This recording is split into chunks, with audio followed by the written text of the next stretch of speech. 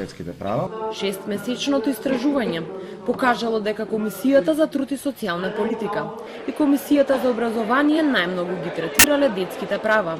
Во текот на работата на собранието често се споменувало загадувањето на воздухот, кое е ризично за квалитетот на животот на децата. Тоа било така декларативно, да не кажем популистичко, без притоа пратениците да барат конкретни мерки, да се воведат европски регулативи, бидејќи целиме кон Европска унија, за да се загарантира правото на живот на детето, кога знаеме дека 3.500 луѓе годишно умираат и дека секој второ дете има проблем со респираторни болести.